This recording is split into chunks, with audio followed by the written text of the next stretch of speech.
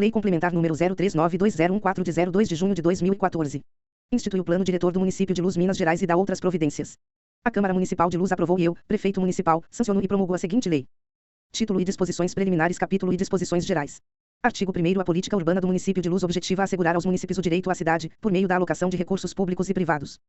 Parágrafo 1º. Direito à cidade é aquele assegurado aos munícipes que lhes possibilita a participação no processo de tomada de decisões referentes à ordenação do espaço e à sua apropriação, garantindo-lhes o acesso à terra, à moradia e aos serviços urbanos, de forma a fazer com que cada indivíduo se sinta integrado à cidade. Parágrafo 2º. São princípios do Plano Diretor de Luz. E a repartição dos ônus e benefícios da urbanização. Segunda, o urbanismo como função pública. Terceira, a função social do imóvel urbano. Quarta, a função social da cidade. Artigo 2º. A política urbana do município está concretizada no Plano Diretor, prevendo as ações que orientarão o poder público e a iniciativa privada, com o escopo de atender às aspirações da população. Parágrafo 1º. A realidade a ser modificada é o diagnóstico apurado junto à população, por meio de consultas públicas nos bairros, na zona rural e nas reuniões setoriais temáticas e leitura técnica realizadas, envolvendo as questões administrativas, econômicas, sociais, demográficas, geográfica, físico-territoriais e ambientais, jurídicas ou normativas. Parágrafo 2º. As aspirações da população constituem-se no prognóstico desejado, apurado junto à população, por meio de consultas públicas realizadas nos bairros, nas zonas rurais e nas reuniões setoriais temáticas. Parágrafo 3º. Os principais meios urbanísticos, jurídicos e administrativos para transformar a realidade apurada no prognóstico desejado estão prescritos no Plano Diretor. Artigo 3º. O Plano Diretor do Município de Luz estabelece normas de ordem pública e interesse social que regulam o uso da propriedade em prol do bem coletivo, da segurança e do bem-estar dos cidadãos, bem como do equilíbrio ambiental. Artigo 4º. A adequação do imóvel urbano à sua função social constitui requisito fundamental para o cumprimento dos objetivos desta lei, cabendo a todos assegurá-la. Parágrafo 1º. Considera-se imóvel urbano, para os fins desta lei, qualquer fração ou segmento do território, de domínio privado ou público, edificado ou não, destinado a uso não agrário. Parágrafo 2º. Para cumprir a função social do imóvel urbano, o indivíduo, no exercício da posse ou de suas prerrogativas proprietárias, atenderá às destinações e normas contidas nesta lei e naquelas dela decorrentes. Parágrafo 3º. As funções sociais da cidade são aquelas indispensáveis ao bem-estar de seus habitantes. Parágrafo 4º. São objetivos estratégicos para a concretização do direito à cidade. E combater as causas da pobreza e reduzir as desigualdades sociais, assegurando a todos o acesso aos recursos, infraestrutura e serviços urbanos que lhes proporcionem meios físicos e psicossociais indispensáveis à conquista da própria autonomia. Segunda, garantir o pleno cumprimento das funções sociais da cidade e da propriedade, assegurando a adequação do uso dos imóveis às destinações prescritas nesta lei. Terceira, garantir o acesso e a distribuição da infraestrutura urbana e rural a todos os munícipes. Quarta, garantir a justa distribuição dos ônus e benefícios da urbanização, coibindo a especulação imobiliária. V. Contribuir para garantir condições para um desenvolvimento socialmente justo, economicamente viável e ecologicamente equilibrado, considerando a técnica, os recursos naturais e as atividades econômicas e administrativas realizadas no território como meios de promoção do desenvolvimento humano. Sexta, garantir a preservação, a proteção e a recuperação do meio ambiente natural, cultural, histórico, paisagístico e artístico do município. Sétima, contribuir para a estruturação do sistema municipal de planejamento e gestão, dotando o poder público local de capacidade gerencial, técnica e financeira para que possa exercer plenamente suas funções. Oitava, promover meios efetivos de participação da população no processo de tomada de decisões que afetem a organização do espaço, a prestação de serviços urbanos e a qualidade de vida no município. Capítulo 2º. Diagnóstico. Artigo 5º. O diagnóstico apurado junto aos munícipes e a leitura técnica se constitui de fatores favoráveis e de fatores restritivos ao desenvolvimento do município. Parágrafo 1º. Fatores favoráveis são as potencialidades aptas a contribuir para a concretização do direito à cidade no município de Luz. Parágrafo 2º. Fatores restritivos são os obstáculos à concretização do direito à cidade no município de Luz. Artigo 6º. São fatores restritivos ao desenvolvimento urbano e rural de Luz. E carência de planos de desenvolvimento regional. Segunda, em relação à saúde, o grande número de animais nas ruas, a existência de riscos referentes à falta de limpeza dos lotes veigos e as demandas por serviços especializados que o município não consegue atender, em função de seu porte. Terceira, em relação ao bem-estar social, a necessidade de se criar mais opções para atividades de ocupação para os jovens e de melhores condições de atendimento aos idosos. Quarta, em relação à educação, a insuficiência de infraestrutura para o atendimento universal na educação infantil e as deficiências no ensino profissionalizante devido à inexistência de cursos técnicos. V. Em relação à cultura, a insuficiência da oferta de estrutura e atividades. Sexta, em relação ao esporte, a carência de mais espaços destinados às práticas desportivas como pistas de caminhadas e ciclovias. Sétima, em relação ao lazer, a carência de mais espaços públicos que atendam à população de todas as faixas etárias. Oitava, em relação à proteção da memória e do patrimônio cultural e ambiental, a degradação e o descuido com os monumentos históricos. Nona, em relação à acessibilidade, as deficiências de qualidade e continuidade das calçadas, rampas para travessias e acessos aos edifícios de uso público. X. Em relação ao saneamento básico, as deficiências na drenagem pluvial na região leste da cidade. O mau cheiro esporádico proveniente da estação de tratamento de esgotos e a disposição final dos resíduos feita em aterro controlado. 11. Em relação à limpeza pública, a utilização das vias públicas e lotes veigos como local de despejo de lixo e entulho e a irregularidade da coleta de lixo reciclável. 12. Em relação à mobilidade urbana, a inexistência de transporte público. 13. Em relação ao meio ambiente, a insuficiência da fiscalização no perímetro urbano, a indefinição do plano de manejo da área de proteção ambiental do Córrego da Velha, as ocupações às margens dos cursos d'água. 14. Em relação à habitação de interesse social, o déficit de cerca de 300 unidades habitacionais. 15. Em relação ao desenvolvimento econômico, a falta de mão de obra especializada, a falta de cursos para capacitação dos trabalhadores, a falta de infraestrutura para o turismo e a falta de mais empresas. 16. Em relação ao desenvolvimento rural, a incipiente atuação de formas de associativismo. A falta de infraestrutura para armazenamento da produção agrícola. 17. Em relação ao parcelamento do solo urbano, o parcelamento de lotes de área mínima em lotes menores e a existência de chacreamentos irregulares na área rural. 18. Em relação ao uso do solo urbano, a construção de várias unidades residenciais dentro do mesmo lote, o desrespeito ao Código de Obra. Artigo 7º. São fatores favoráveis ao desenvolvimento urbano e rural de Luz. E, em relação à saúde, a existência de infraestrutura física adequada às necessidades de prevenção e de tratamento da população, no que compete a um município do porte de Luz. Segunda, em relação ao bem-estar social, a existência de infraestrutura física das creches para atendimento adequado às necessidades das crianças.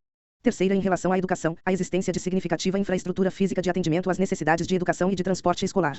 Quarta, em relação à cultura, a existência do Centro Cultural Maestro José Botinha Maciel, o apoio às festas tradicionais da cidade e a existência de uma política municipal de cultura efetiva. V. Em relação ao esporte, a existência de infraestrutura física para as práticas desportivas, atendendo a maioria da população. Sexta, em relação ao lazer, a existência de infraestrutura física de praças públicas.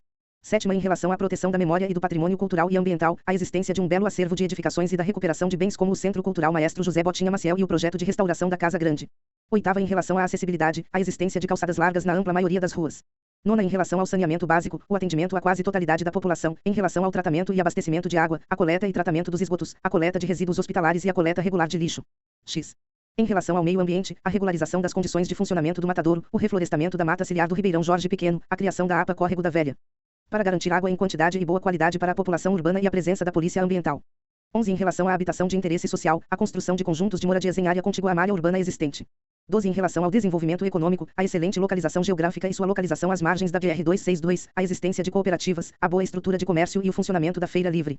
13. Em relação ao desenvolvimento do turismo, a agregação da cidade de Luz no circuito turístico Caminhos do Indaiá e o potencial turístico do Rio São Francisco em sua longa extensão como limite do município.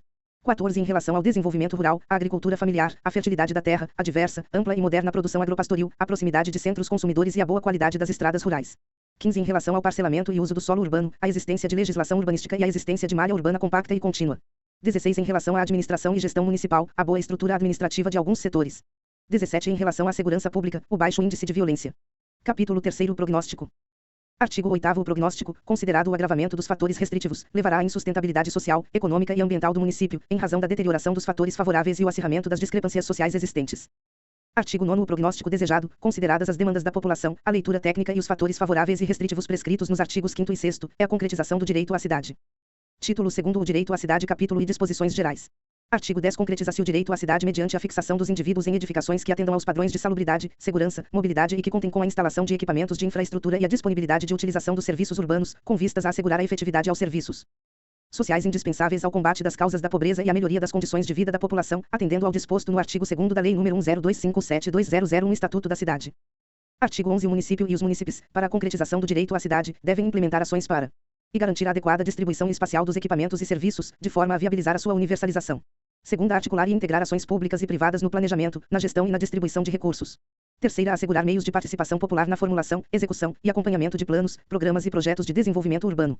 Quarta, promover iniciativas de cooperação com agentes sociais, organizações governamentais e não governamentais e instituições de ensino e pesquisa para a contínua melhoria da qualidade das ações públicas e privadas. Artigo 12. Para a instalação dos equipamentos públicos, o município, ouvido os conselhos municipais correlatos a cada área, privilegiará a utilização de imóveis públicos municipais devidamente individualizados. Parágrafo 1º. Na construção e na instalação de equipamentos públicos, o município, obrigatoriamente, garantirá a acessibilidade dos imóveis e atenderá às normas técnicas constantes de diretrizes adequadas a cada situação ou a projeto desenvolvido pela Secretaria Municipal de Planejamento Urbano e Fiscalização a ser instituída por esta lei. Parágrafo 2º. Após a construção, o município terá o prazo de 12 meses para que o equipamento público inicie adequadamente suas atividades de atendimento à população. Artigo 13. Os equipamentos públicos existentes no município deverão ser adequados às normas prescritas no artigo anterior, no prazo de 24 meses, contados da entrada em vigor desta lei. Capítulo 2º. A Política Municipal de Saúde. Artigo 14. A política urbana contribui para o desenvolvimento da política municipal de saúde mediante a alocação dos equipamentos e serviços de saúde para atender às necessidades dos munícipes. Artigo 15. A política municipal de saúde objetiva garantir à população plenas condições de saúde, observados os seguintes princípios: e acesso universal e igualitário às ações de saúde para sua promoção, proteção, recuperação e reabilitação. Segunda, ênfase em programas de ação preventiva. Terceira, humanização do atendimento. Quarta, a gestão participativa do Sistema Municipal de Saúde. V. Aprimoramento da qualidade da infraestrutura dos serviços de saúde. Artigo 16. São diretrizes da política municipal de saúde, relacionadas com a política urbana. E garantir a gestão participativa do Sistema Municipal de Saúde, por intermédio das conferências municipais de saúde e do funcionamento, em caráter permanente e deliberativo, do Conselho Municipal de Saúde. Segunda, promover adequada distribuição espacial de recursos, serviços e ações de saúde, conforme a demanda da população e os critérios estabelecidos em legislação específica. Terceira, participar de consórcios intermunicipais de saúde. Capítulo 3º. A política municipal do bem-estar social. Artigo 17. A política urbana contribui para o desenvolvimento da política municipal de bem-estar social mediante a alocação de equipamentos e serviços para atender às necessidades dos munícipes. Artigo 18. A política municipal de bem-estar social observará os seguintes princípios: e combate às causas da pobreza. Segunda, redução das desigualdades sociais. Terceira, proteção à criança e ao adolescente. Quarta, inclusão social dos idosos e pessoas com deficiência. Artigo 19. São diretrizes da política municipal de bem-estar social relacionadas com a política urbana. E garantir, incentivar e fortalecer a participação dos segmentos sociais organizados nas decisões ligadas ao bem-estar social. Segunda, fortalecer as associações de moradores existentes e estimular a formação de novas associações. Terceira, desenvolver programas de assistência e projetos que envolvam a criação de atividades para melhorar a qualidade de vida da terceira idade e das pessoas com deficiência. Quarta, criar hortas comunitárias. V. Oferecer transporte para pessoas com deficiência. Artigo 20. A Secretaria Municipal do Bem-Estar Social e Habitação incentivará a constituição de cooperativas para geração de trabalho e renda visando a melhoria das condições de vida da população carente. Parágrafo único. O município deverá firmar convênios com órgãos públicos ou com a iniciativa privada, para auxiliar na formação e apoio ao desenvolvimento do cooperativismo. Capítulo 4. A Política Municipal de Educação, Cultura e Esportes. Artigo 21. A política urbana contribui para o desenvolvimento da política municipal de educação, cultura e esportes, mediante a alocação dos equipamentos e serviços de educação às necessidades dos munícipes. Artigo 22. A política municipal de educação objetiva garantir a oferta adequada da educação infantil e ensino fundamental, observando os princípios e diretrizes constantes da Lei de Diretrizes e Bases da Educação Nacional.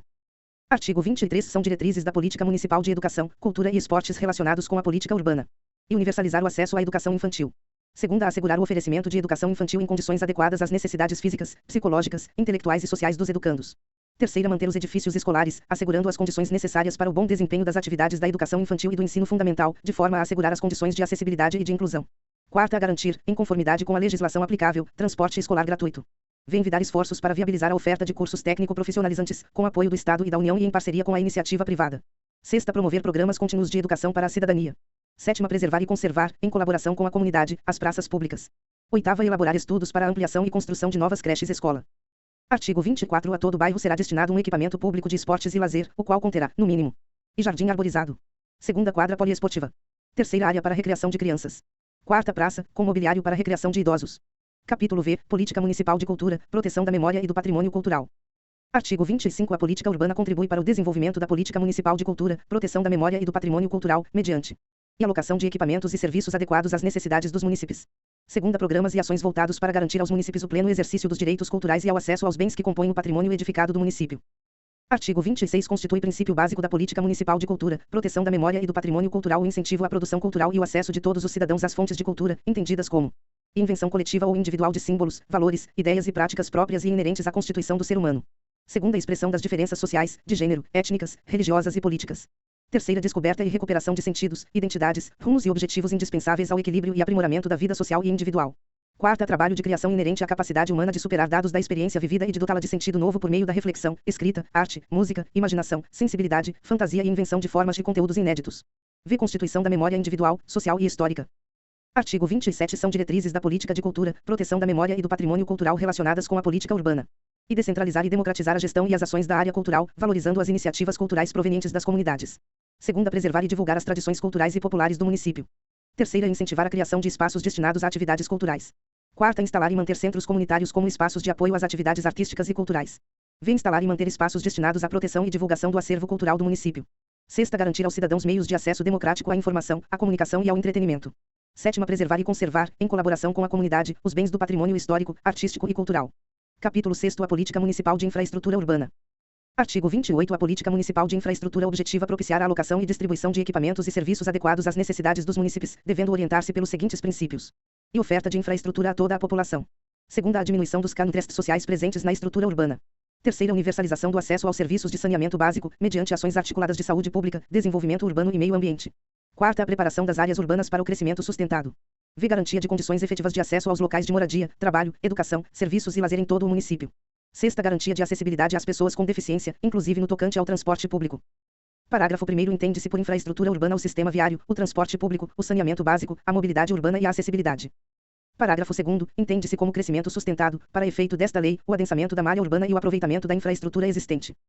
Artigo 29. São diretrizes da política municipal de infraestrutura. Desenvolver ações coordenadas com o Estado e União para a obtenção de recursos para a instalação de infraestrutura no município. E exigir e fiscalizar a construção de infraestrutura e de doação de áreas públicas nos novos parcelamentos de terra, de forma a atender às exigências da legislação federal. Segunda, prever áreas para o crescimento da malha urbana, através da previsão da expansão de vias e alocação de áreas destinadas à implantação de indústrias.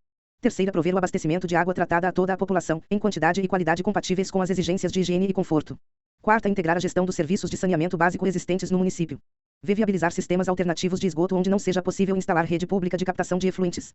Sexta, garantir sistema eficaz de limpeza urbana, de coleta e de tratamento do lixo produzido no município, evitando danos à saúde pública, ao meio ambiente e à paisagem urbana e rural. Sétima, priorizar a circulação de pedestres e ciclistas, em relação aos veículos, e dos veículos coletivos em relação aos veículos particulares. Oitava, garantir que as calçadas públicas sejam adequadas às exigências de acessibilidade para os usuários. Nona, garantir que o sistema viário seja mantido em condições adequadas de circulação e transportes para pedestres e veículos. X, criar condições para o uso de bicicletas como meio de transporte, promovendo a adequação viária através da construção de ciclofaixas e de ciclovias. Capítulo 7º, Política Municipal do Meio Ambiente.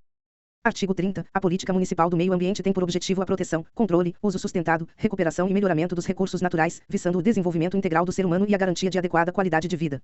Parágrafo único. Para assegurar a efetividade desse direito, caberá ao Poder Público Municipal de Luz a articulação com os órgãos federais, estaduais ou regionais competentes, e com outros municípios na busca de solução de problemas comuns relativos à proteção ambiental. Artigo 31. A política municipal do meio ambiente é orientada pelos seguintes princípios. E garantia do direito ao meio ambiente sustentável. Segunda, promoção do desenvolvimento econômico em consonância com a sustentabilidade ambiental. Terceira, planejamento, administração e controle da utilização dos recursos ambientais. Quarta, a garantia da proteção de áreas ameaçadas de degradação e para a recuperação de áreas degradadas. V. Proteção de espaços territoriais e ecossistemas significativos para o município de Luz, mediante a criação de unidades de conservação e áreas verdes especiais ou seu reconhecimento, quando de domínio privado. Sexta, preservação e restauração dos processos ecológicos essenciais e provimento do manejo ecológico das espécies e ecossistemas. Sétima, garantia da prestação de informações relativas ao meio ambiente e à qualidade ambiental. Oitava, promoção da educação sobre questões ambientais, com a finalidade de despertar a conscientização para a proteção e melhoria do meio ambiente. Nona, garantia da participação da sociedade civil na sua formulação e no acompanhamento de sua implementação. X. Responsabilização da pessoa física ou jurídica causadora de degradação ambiental, através da obrigação de reparar os danos causados ao meio ambiente. 11. Imposição ao usuário da contribuição pela utilização, nos limites territoriais do município, de recursos ambientais com fins econômicos. 12. Proteção do patrimônio ambiental por meio de pesquisa, inventários, registros, vigilância, tombamento, desapropriação e outras formas de acautelamento e preservação. 13. Adoção de boas práticas de conservação de água e solo. Artigo 32. São diretrizes para a política municipal do meio ambiente. Incentivar a recuperação de áreas degradadas ou potencialmente degradáveis. Segunda, promover a produção, organização e democratização das informações relativas ao meio ambiente natural e edificado. Terceira, fiscalizar as atividades produtivas e o emprego de material e equipamentos que possam acarretar danos ao meio ambiente e à qualidade de vida da população. Quarta, compatibilizar a legislação ambiental com as inovações tecnológicas. V. Monitorar permanentemente as condições das áreas potencialmente de risco, adotando medidas corretivas pertinentes. Sexta, proteger as áreas de mananciais, impedindo sua ocupação antrópica. Sétima, firmar termos de ações mitigadoras ou reparadoras com os entes responsáveis pela degradação do ambiente natural ou edificado, na forma da lei. Oitava, estabelecer normas, critérios e padrões de emissão de efluentes e de qualidade ambiental. Nona, criar, implantar, consolidar e gerenciar unidades de conservação e outros espaços territoriais especialmente protegidos. X. Criar mecanismos de incentivo e estímulo das atividades e ações de proteção e conservação do meio ambiente. 11. Ampliar a fiscalização das ações que envolvem o meio ambiente. 12. Investir na proteção das nascentes dos afluentes do Rio São Francisco. 13. Promover solução para a destinação adequada dos resíduos sólidos. Capítulo 8º. A política municipal de habitação. Artigo 33. A política municipal de habitação objetiva assegurar aos munícipes a fixação de suas moradias na base territorial do município, devendo orientar-se pelos seguintes princípios. Integração dos conjuntos populacionais à malha urbana, evitando sua segregação física. Segunda, garantia de condições adequadas de mobilidade dos cidadãos. Terceira, garantia de condições adequadas de higiene, conforto e segurança. Quarta, a consideração das identidades culturais e vínculos sociais e comunitários das populações beneficiárias. V. Atendimento prioritário aos segmentos populacionais econômica e socialmente mais vulneráveis. Artigo 34. São diretrizes da política municipal de habitação.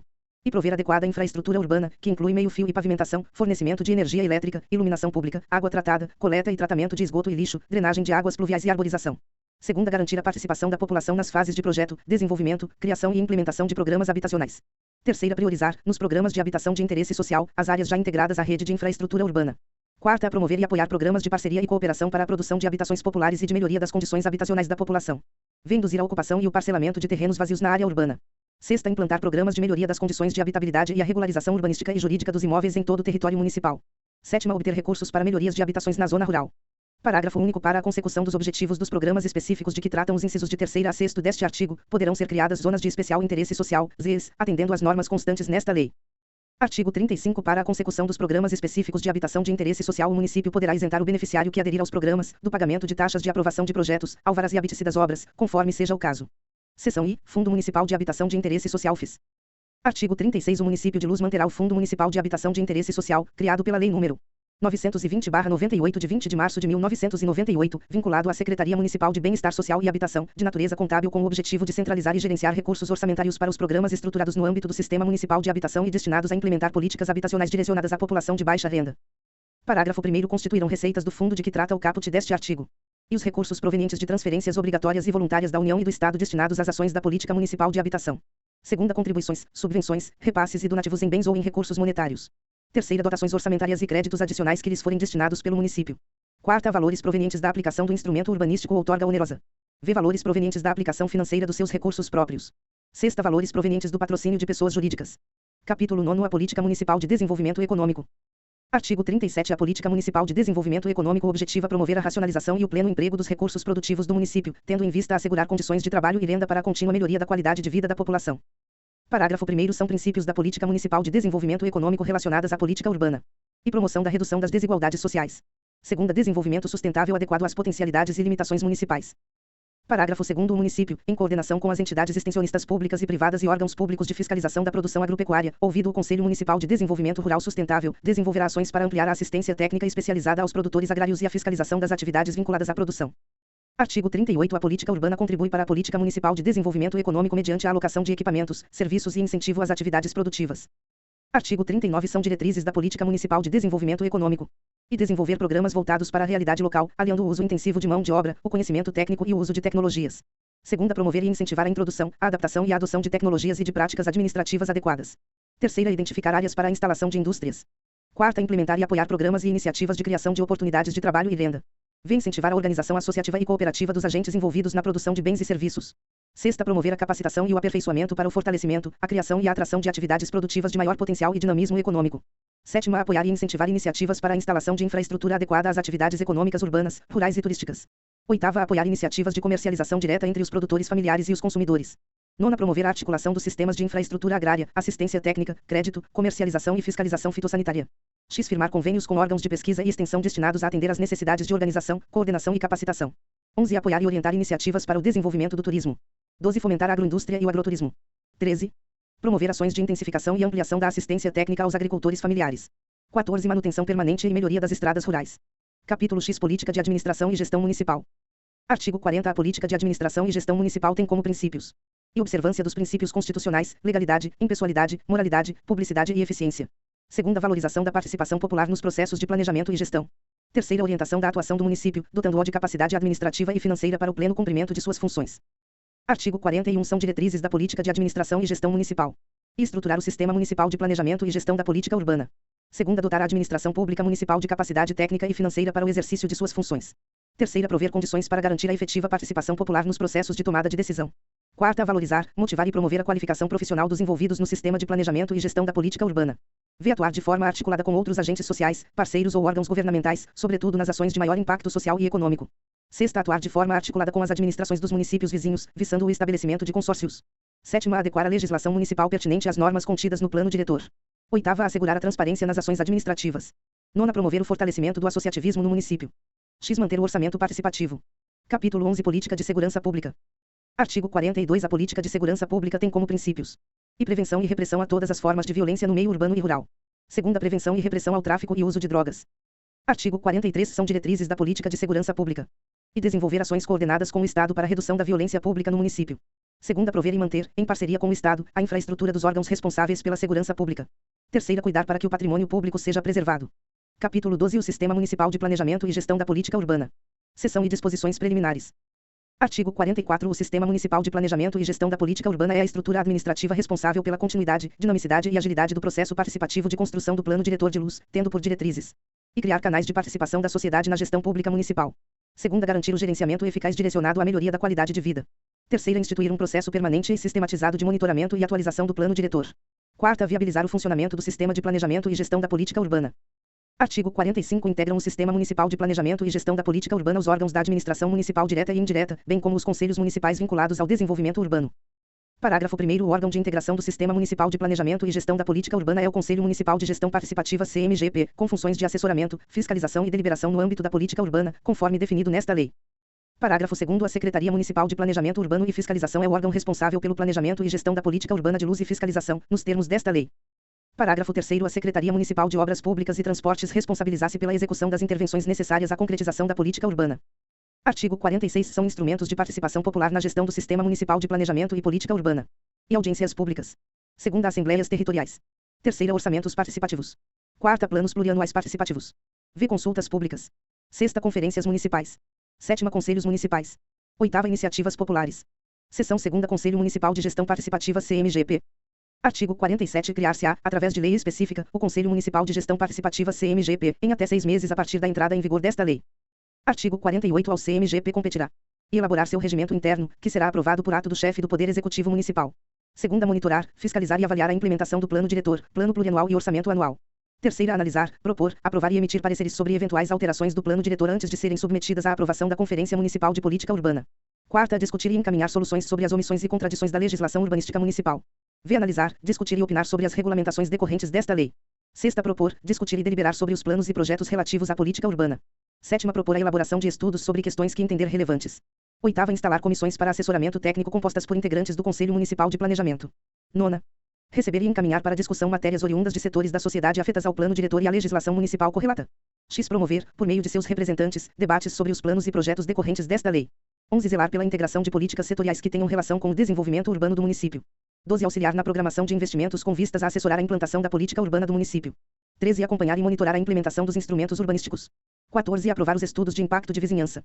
15, analisar e aprovar projetos impactantes ao meio urbano, indicando alterações que entender necessárias, bem como definindo medidas mitigadoras ou de ressarcimento dos potenciais efeitos danosos e dos danos efetivamente causados por empreendimentos no município. 16, opinar sobre a compatibilidade das propostas de programas e projetos contidos nos planos plurianuais, na Lei de Diretrizes Orçamentárias e nos orçamentos anuais com as diretrizes do Plano Diretor e da legislação municipal correlata. 17, convocar audiências e debates públicos. 18, opinar sobre casos não previstos no Plano Diretor e na legislação municipal correlata. Artigo 49. O CMGP será composto por 16 membros, a saber: e um representante da Secretaria Municipal de Planejamento Urbano e Fiscalização. Segunda, um representante da Secretaria Municipal de Administração. Terceira, um representante da Secretaria Municipal de Educação, Cultura e Esportes. Quarta, um representante da Secretaria Municipal de Fazenda e Planejamento. V, um representante da Secretaria de Obras Públicas e Transportes. Sexta, um representante da Secretaria Municipal de Agricultura, Desenvolvimento Econômico e Meio Ambiente. Sétima, um representante da Secretaria Municipal de Administração do Distrito de Esteios. Oitava, um representante da Câmara Municipal. Nona, 3 representantes das associações de moradores dos bairros. X. Um representante do Sindicato dos Trabalhadores Rurais. 11, um representante das associações de produtores rurais. 12, um representante da Comunidade do Campinho. 13, um representante da Associação Comercial e Industrial de Luz, ACIL. 14, um representante do Sindicato Patronal de Luz. Artigo 50. As decisões do CMGP, no âmbito de sua competência, deverão ser consideradas como resoluções, sujeitas à homologação do chefe do Poder Executivo Municipal. Parágrafo 1º. As decisões do CMGP serão tomadas com aprovação da maioria simples dos membros presentes. Parágrafo 2º. Nos casos de alterações desta lei e das normas dela decorrentes, as decisões do Conselho Municipal de Planejamento, excepcionalmente, serão tomadas com aprovação de 6 dos membros presentes. Parágrafo 4º. Nas reuniões lavrar-se a ata no livro próprio, contendo um resumo da reunião do CMGP. Parágrafo 5º. Nos avisos de convocação constarão, obrigatoriamente, local, data, hora e tema da reunião, permitindo-se, excepcionalmente, a convocação pelo presidente do CMGP. Artigo 51. O CMGP poderá instituir câmaras técnicas e grupos de trabalho específicos. Seção 3ª. A Secretaria Municipal de Planejamento Urbano e Fiscalização. Artigo 52. Criar-se-á, através de lei específica, a Secretaria Municipal de Planejamento Urbano e Fiscalização em até 12 meses, a partir da entrada em vigor desta lei. Artigo 53. Competirá à Secretaria Municipal de Planejamento Urbano e Fiscalização e exercer a função de órgão central do Sistema de Planejamento da Política Urbana Municipal. Segunda, emitir pareceres referentes ao desenvolvimento da política urbana, quando prescrito pelo Plano Diretor ou pelas leis dele decorrentes. Terceira, promover estudos e pesquisas para o planejamento urbano do município. Quarta, elaborar anteprojetos de lei e propor medidas administrativas que possam repercutir no planejamento ou no crescimento ordenado do território municipal. V, encaminhar ao chefe do Poder Executivo Municipal estudos para a implantação e atualização do Plano Diretor, nos termos desta lei. Sexta, elaborar estudos objetivando eventuais adaptações dos programas, dos planos e das obras municipais ao Plano Diretor do município e às leis dele decorrentes. Sétima, propor convênios com entidades técnicas e de ensino superior visando a consecução de seus objetivos e o aperfeiçoamento de técnicos de nível médio e superior, em áreas correlatas ao planejamento urbano. Oitava, analisar e aprovar projetos de parcelamento do solo. Nona, analisar e aprovar projetos de uso e ocupação do solo, de obras e edificações. X, centralizar, coordenar e exercer a fiscalização de edificações, posturas e vigilância sanitária. 11, exercer atividades correlatas. Artigo 54. A Secretaria Municipal de Planejamento Urbano e Fiscalização terá a seguinte estrutura orgânica: I. Um cargo de secretário municipal. Segunda, um cargo de chefe de serviço. Terceira, um cargo de arquiteto urbanista. Quarta, um cargo de engenheiro civil. V. Um cargo técnico de desenhista. Sexta, 4 cargos de agente fiscal. Sétima, um auxiliar de serviço administrativo. Seção 6ª. Instrumentos de gestão da política urbana. Subseção e o encontro da cidade. Art. 55. O encontro da cidade ocorrerá, ordinariamente, a cada 24 meses, e, extraordinariamente, quando convocado pelo CMGP, pelo chefe do Poder Executivo Municipal ou pelo presidente da Câmara Municipal, quando da necessidade de alteração do plano diretor em virtude de comprovação técnica de efeitos nocivos aos princípios desta lei. Parágrafo único. Os encontros da cidade serão abertos à participação de todos, sendo reservado o direito a voto ao eleitor do município de Luz. Artigo 56. O encontro da cidade deverá, dentre outras atribuições, apreciar e propor os redirecionamentos da política urbana do município de Luz. Segunda, sugerir ao Poder Executivo Municipal a adequação das ações estratégicas destinadas à implementação dos objetivos, diretrizes, planos, programas e projetos urbanos. Terceira, debater os relatórios de avaliação da política urbana, apresentando críticas e sugestões. Quarta, recomendar ações públicas prioritárias para o biênio seguinte. V. Sugerir propostas de alteração da lei do plano diretor, a serem consideradas no momento de sua modificação ou revisão. Artigo 57. O funcionamento, a organização e o regimento interno do encontro da cidade serão elaborados pelo CMGP submetendo-se à regulamentação por ato do chefe do Poder Executivo. Subseção 2ª. Normas orçamentárias participativas. Artigo 58. Fica garantida a participação dos cidadãos nas etapas de definição de prioridades, elaboração da peça técnica e acompanhamento da execução do plano plurianual, lei de diretrizes orçamentárias e do orçamento anual do município. Parágrafo 1º. As decisões tomadas nas assembleias regionais serão reduzidas a termo e fornecerão subsídios para que a Assembleia Municipal do Orçamento Participativo delibere acerca de sua inclusão nas normas orçamentárias. Parágrafo 2º. As deliberações da Assembleia Municipal do Orçamento Participativo serão reduzidas a termo e integrarão os projetos de leis a serem encaminhados ao Poder Legislativo. Art. 59. Na elaboração das leis orçamentárias de que trata o artigo anterior, o chefe do Poder Executivo Municipal destinará recursos para o cumprimento das medidas descritas nesta lei, em consonância com os cronogramas e orçamentos elaborados em cada política setorial, conforme definidos nesta lei. Subseção 3ª. Audiência, debate e consulta pública. Artigo 60. A audiência pública é a instância de discussão em que a administração pública informa e esclarece dúvidas sobre ações, planos e projetos, públicos ou privados, relativos à política urbana, de interesse dos cidadãos direta e indiretamente atingidos pela decisão administrativa. Parágrafo 1º. Os cidadãos são convidados a exercerem o direito à informação e o direito de manifestação sobre estes mesmos projetos. Parágrafo 2º. Esta manifestação é obrigatória, sob pena de nulidade do ato, nos casos de análise de estudos de impactos de vizinhança e ambiental, bem como nos casos de elaboração dos planos de controle ambiental.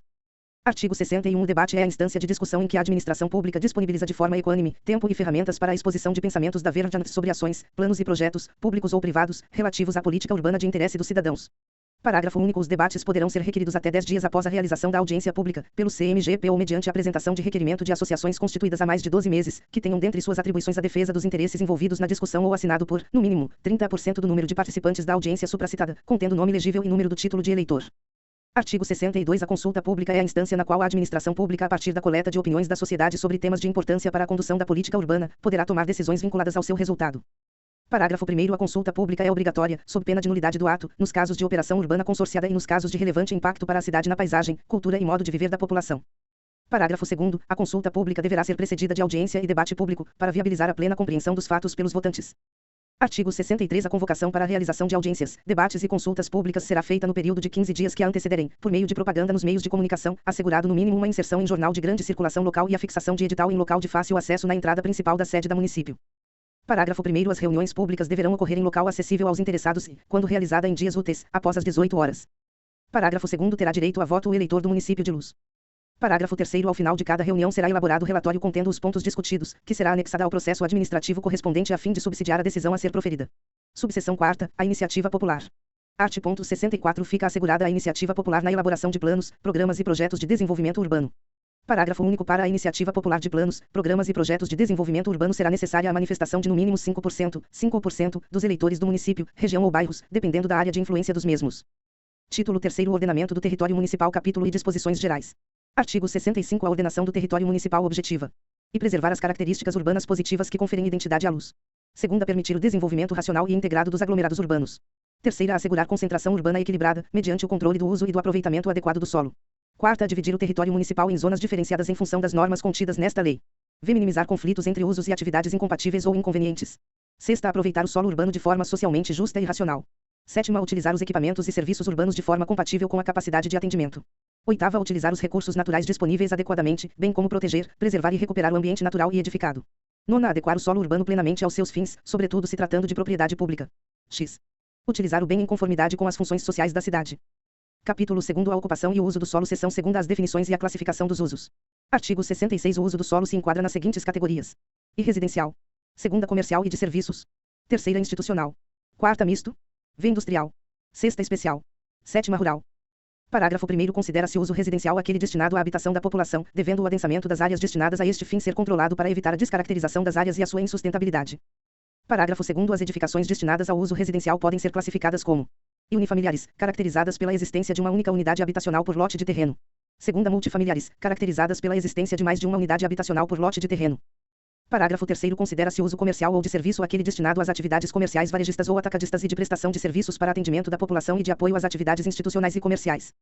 Parágrafo 4º. Considera-se uso misto aquele que reúne em uma mesma edificação, ou conjunto integrado de edificações, duas ou mais categorias de uso, desde que sejam compatíveis entre si e com os usos permitidos na zona.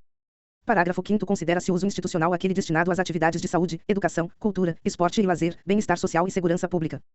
Parágrafo 6º. Considera-se uso industrial aquele destinado à transformação de gêneros primários em fase final para o consumo humano ou para a produção de novas mercadorias, excluindo-se aquelas referentes à agroindústria, conforme prescrito no parágrafo 9º deste artigo. Parágrafo 7º. Consideram-se também de uso industrial as edificações destinadas ao apoio às atividades industriais. Parágrafo 8º. Considera-se uso especial aquele destinado às atividades que possam prejudicar a salubridade ou pôr em risco a integridade física dos munícipes, como cemitérios, coleta e tratamento de lixo, equipamentos destinados ao saneamento básico, linhas de transmissão, estações de energia elétrica e comunicações. Parágrafo 9º. Considera-se uso rural aquele destinado à extração de matérias-primas minerais e vegetais, às atividades agropecuárias e de exploração florestal e às atividades de transformação destes produtos realizada no local de produção ou extração, feita pelo próprio agricultor, criador ou por cooperativa da qual faça parte, com matéria-prima da propriedade explorada. Artigo 67. As indústrias classificam-se da seguinte forma: e perigosas. Segunda, incômodas. Terceira, não incômodas. Parágrafo 1º. Consideram-se indústrias perigosas aquelas cujos resíduos sólidos, líquidos e gasosos, ruídos, vibrações, emanações e radiações possam causar perigo à saúde, ao bem-estar e à segurança das populações, mesmo depois da aplicação de métodos adequados de controle e tratamento de efluentes, nos termos da legislação vigente. Parágrafo 2º. Consideram-se indústrias incômodas aquelas cujos processos submetidos a métodos adequados de controle e tratamento de efluentes não causem incômodos sensíveis às demais atividades urbanas nem perturbem o repouso noturno das populações.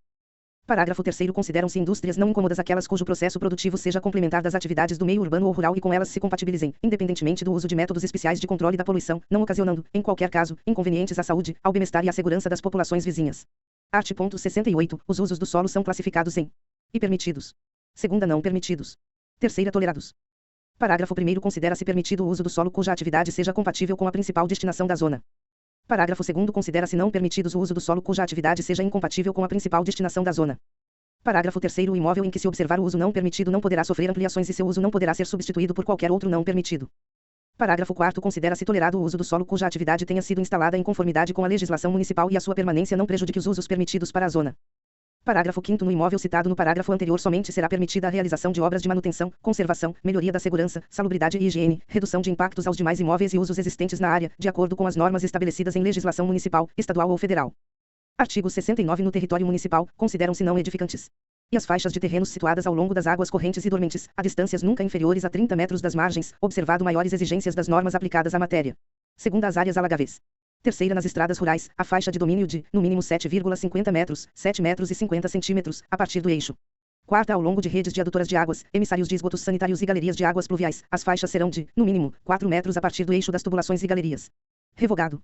Quarta, ao longo de redes adutoras de águas, emissários de esgotos sanitários e galerias de águas pluviais nas áreas localizadas no perímetro urbano e dotadas de infraestrutura, as faixas serão de no mínimo 4 metros a partir do eixo das tubulações e galerias. Redação dada pela Lei Complementar número 049/15 de 5 de janeiro de 2015. Parágrafo único. O proprietário da área não edificante poderá instalar, exceto nas áreas de proteção ambiental, equipamentos removíveis ou provisórios, bem como aqueles relacionados com a segurança de seu bem ou a instalação de hortas, pomares e jardins. Seção 3ª. Os parâmetros urbanísticos. Subseção e o coeficiente de aproveitamento. Artigo 70. O coeficiente de aproveitamento, que é a relação entre a área total construída e a área do lote.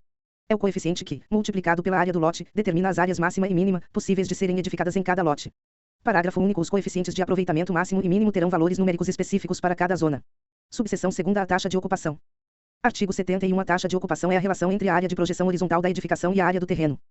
Parágrafo 1º. Não são computados para o cálculo da taxa de ocupação os pergolados, beiras de até 1,20 m, marquisas e sacadas em balanço de até 1 metro. Parágrafo 2º. As taxas de ocupação terão valores específicos para cada zona.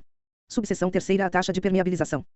Artigo 72. A taxa de permeabilização destina-se a prover cobertura do terreno com vegetação ou qualquer outro material permeável que contribua para o equilíbrio climático e propicie alívio para o sistema público de drenagem urbana. Parágrafo 1º. A taxa de permeabilização representará um percentual da área de cada terreno e terá valor específico para cada zona. Subseção 4ª. Os afastamentos.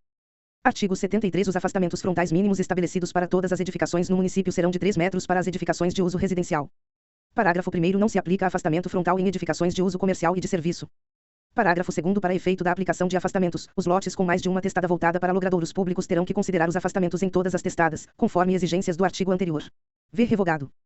Parágrafo 3º. As edificações de uso industrial obedecerão ao afastamento de 5 metros, salvo maiores exigências. Revogado. Parágrafo 3º. As edificações de uso industrial obedecerão ao afastamento mínimo frontal de 5 metros, laterais de 1,5 metros e fundo de 1,5 metros, salvo maiores exigências. Redação dada pela Lei Complementar número 047/14 de 3 de novembro de 2014. Artigo 74. Nas edificações, os afastamentos mínimos, laterais e de fundos, serão de, no mínimo, revogado. Artigo 74. Nas edificações, os afastamentos mínimos, laterais e de fundos onde existam janelas, aberturas e vãos para luminosidade, serão de no mínimo, redação dada pela Lei Complementar número 049/15 de 5 de janeiro de 2015. E 1,50 m nas edificações de até 2 pavimentos. Segunda, 2 metros para edificações de até 4 pavimentos. Terceira, 2,50 m para edificações de até 6 pavimentos. Quarta, para indústrias. A. 3 metros na zona urbana, salvo maiores exigências. B. 5 metros nas zonas industriais, salvo maiores exigências. Parágrafo 1º. Para edificações de 3 ou mais pavimentos, cujo primeiro pavimento se destine ao uso comercial ou ao estacionamento de veículos, observar-se-ão os seguintes limites. E para o primeiro pavimento não será exigido afastamentos laterais mínimos. Segunda, para os demais pavimentos, aplicar-se-ão os afastamentos laterais exigidos para seu gabarito total. Terceira, em lotes de testada igual ou inferior a 10 metros só serão exigidos os afastamentos em uma das laterais e de fundos. Parágrafo 2º. A partir de 3 metros acima de qualquer ponto da calçada, admitir-se-ão avanços de até 25 centímetros em relação ao afastamento frontal mínimo, desde que formem molduras ou motivos arquitetônicos e não constituam área de piso. Parágrafo 3º. Admitir-se-á a construção de marquisas sobre os logradouros desde que edificadas em conformidade com as normas. Artigo 75. Em qualquer hipótese de mais de uma edificação no mesmo lote ou de blocos sobrelevados de uma mesma edificação, será observada, entre eles, a distância mínima de e 3 metros para edificações com até 2 pavimentos. Segunda, 4 metros para edificações de 3 ou 4 pavimentos. Parágrafo único. Quando o lote possuir somente uma testada e nele se edificar mais de um edifício, ficando um deles sem acesso direto à via pública, será obrigatória a construção de passagem com largura mínima de 3 metros. Subseção V. Os gabaritos. Artigo 76. Gabarito é o número total de pavimentos da edificação.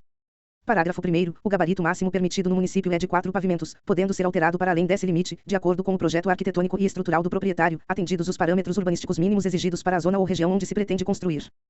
Parágrafo 2º. O gabarito máximo poderá ser alterado nos corredores de comércio e serviços, CCS, na zona urbana consolidada, ZUC, na zona urbana não consolidada, ZUN, na zona industrial 1, ZN1, e na zona industrial 1, ZN2, com o uso do instrumento de transferência do direito de construir ou de outorga onerosa do direito de construir. Subseção 6ª. Os estacionamentos. Artigo 77. As edificações, independentemente de seu uso, serão providas de áreas para estacionamento de veículos, nas seguintes condições mínimas. E cada unidade edificada, destinada ao uso residencial unifamiliar, será provida de uma vaga de estacionamento. Segunda, nos edifícios de uso multifamiliar. A. Para cada unidade edificada, com área útil inferior a 70 metros quadrados, será provida de uma vaga de estacionamento. B. Para cada unidade edificada, com área útil igual ou superior a 70 metros quadrados, serão destinadas 2 vagas de estacionamento. Terceira unidade edificada, destinada para a prestação de serviços, como salas de escritório, consultórios, será provida de uma vaga para cada 40 metros quadrados de área líquida. Quarta unidade edificada, destinada para serviços de hotelaria, como hotéis, pousadas, apart-hotéis, flats ou similares, será provida de uma vaga para cada 3 unidades de apartamentos.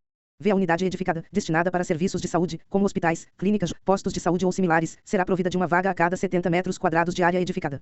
Sexta unidade edificada, destinada para serviços educacionais, como escolas, faculdades, creches ou similares, será provida de uma vaga para cada 100 metros quadrados da área edificada.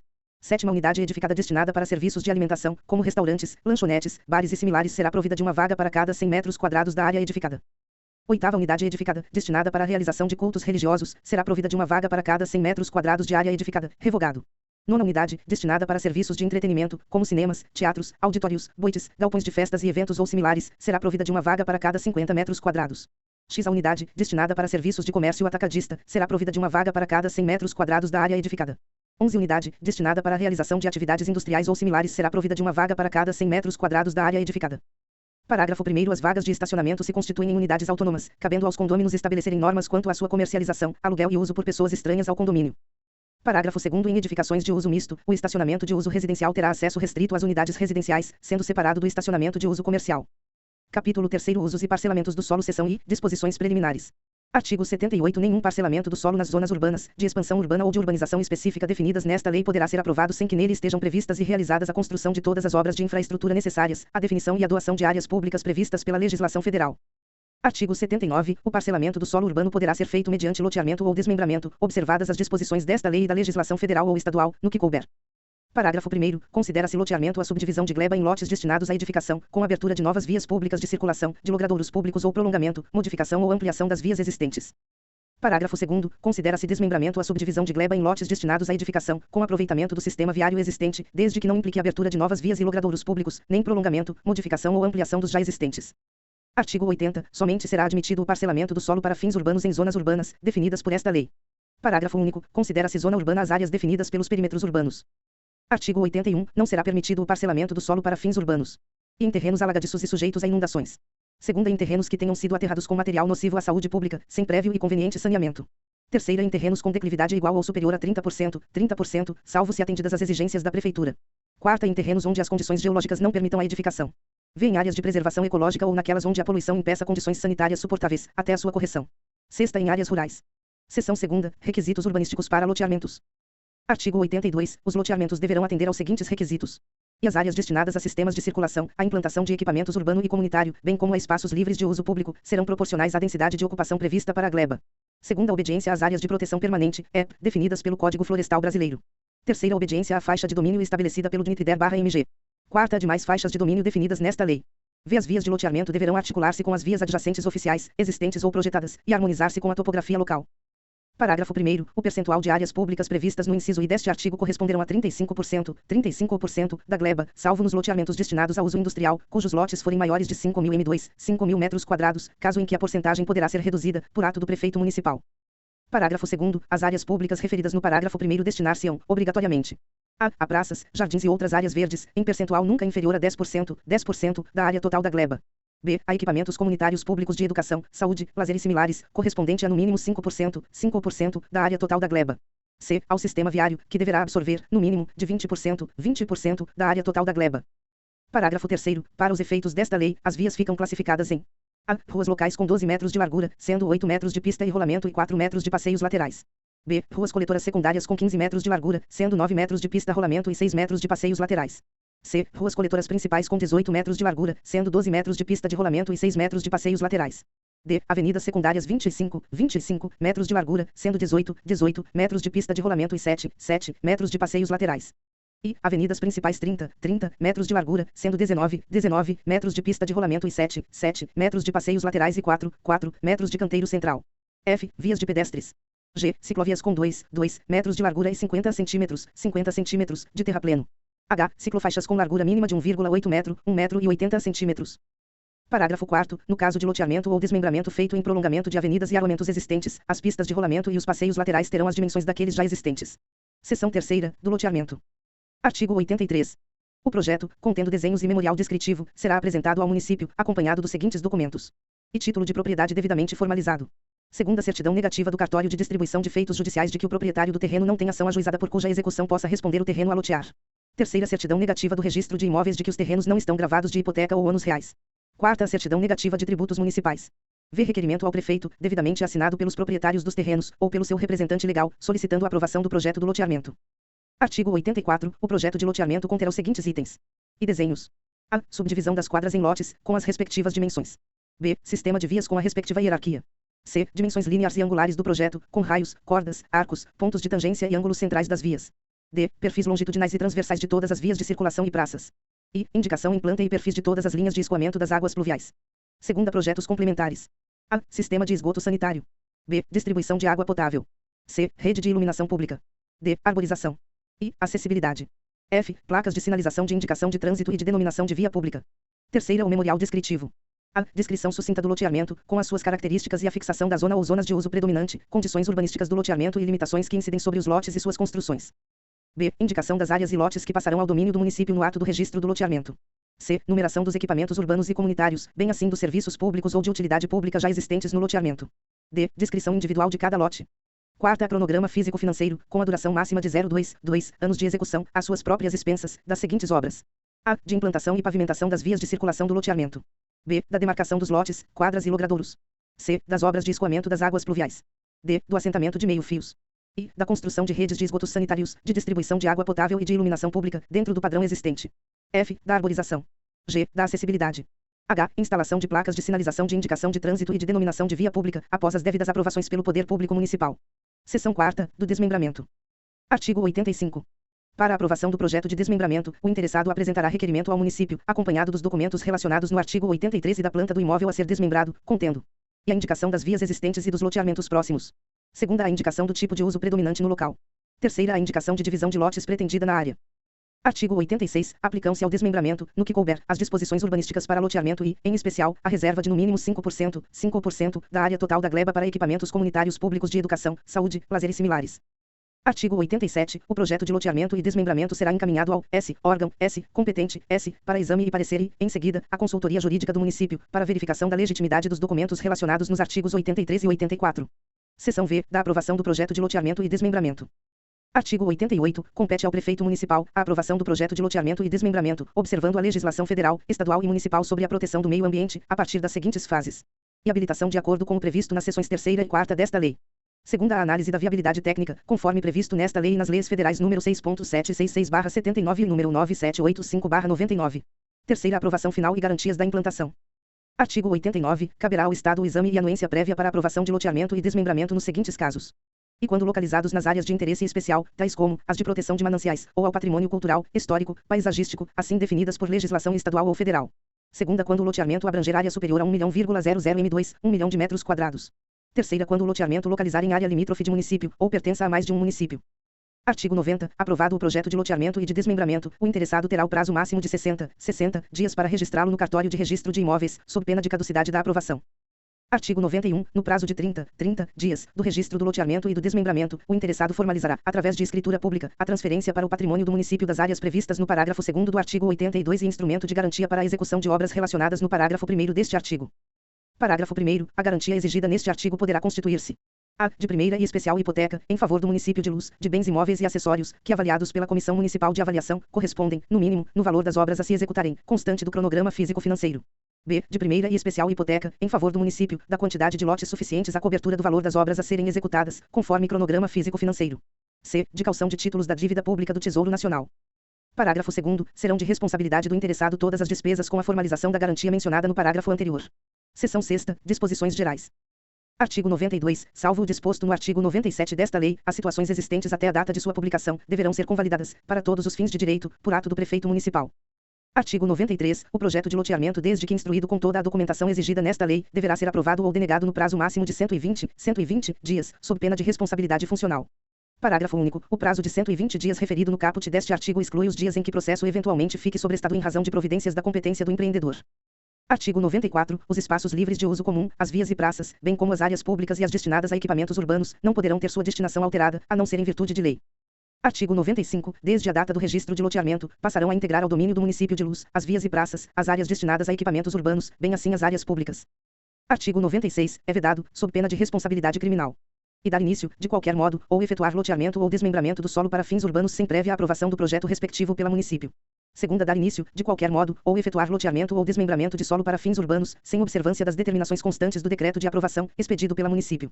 Seção 7ª. Dos loteamentos existentes. Artigo 97. No caso dos loteamentos existentes até a data de aprovação da presente lei, a Prefeitura não autorizará o desmembramento de lotes com área inferior estabelecida no zoneamento definido no plano diretor. Revogado. Artigo 97. A Prefeitura autorizará o desmembramento de lotes com área inferior à estabelecida no zoneamento definido no plano diretor, nos seguintes casos: e. Dos loteamentos aprovados até a data da entrada em vigor da Lei Municipal nº 946/98, desprovidos de construção. Segunda, dos loteamentos aprovados até a data da entrada em vigor do plano diretor, que hajam construção. Redação dada pela Lei Complementar nº 0462/014 de 22 de outubro de 2014. Artigo 97. Parágrafo único. As construções já realizadas antes da entrada em vigor deste plano diretor e que estejam em desacordo com os parâmetros urbanísticos previstos para as respectivas zonas do município, poderão ser aprovadas desde que o interessado requeira sua regularização junto à Prefeitura até o dia 31 de dezembro de 2014. Redação dada pela Lei Complementar nº 0462/014 de 22 de outubro de 2014. Capítulo 4. Macrozoneamento. Artigo 98. O município de Luz passa a ter em seu território as seguintes macrozonas: e zonas urbana e rural do distrito sede do município. Segunda, zonas urbana e rural do distrito de Esteios. Terceira, zonas urbana e rural do distrito de Campinho. Quarta, zonas urbana e rural do distrito Chico da Germana. Artigo 99. Caberá, sempre que necessário, à Secretaria Municipal de Planejamento Urbano e Fiscalização a realização de estudos para análise da viabilidade técnica da modificação do macrozoneamento. Capítulo V. Zoneamento. Seção I da organização do território. Artigo 100. A organização do território municipal far-se-á por meio da definição de seu zoneamento, observando-se os seguintes critérios: e a oferta de infraestrutura urbana. Segunda, o adensamento populacional pretendido. Terceira, a adequação do uso às características do solo. Quarta, o equilíbrio urbano.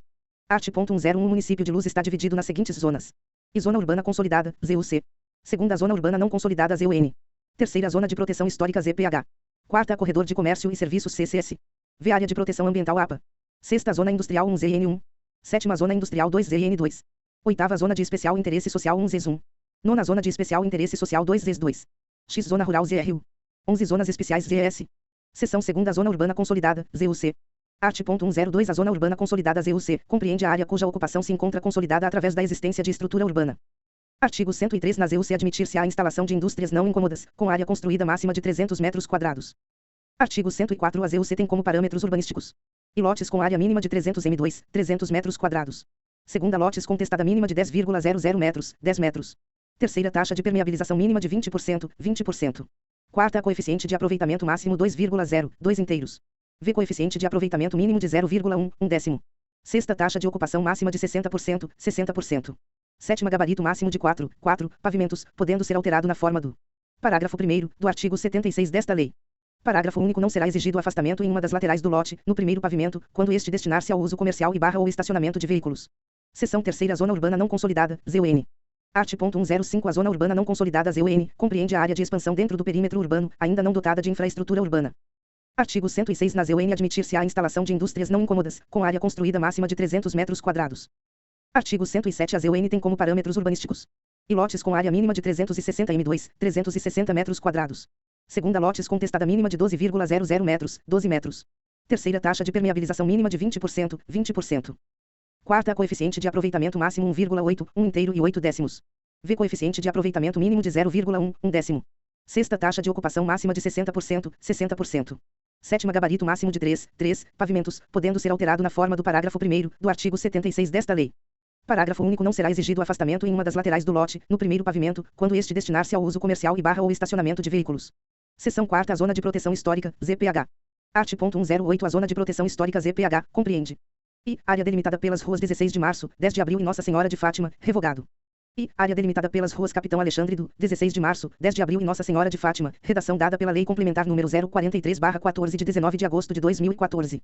Segunda, área delimitada pela Rua Coronel José Tomás do número 800 desta via até a Rua Tiradentes, e Ruas Tiradentes e Nossa Senhora de Fátima até divisa dos fundos da Casa Grande localizada na Rua Nelson Gomes de Macedo.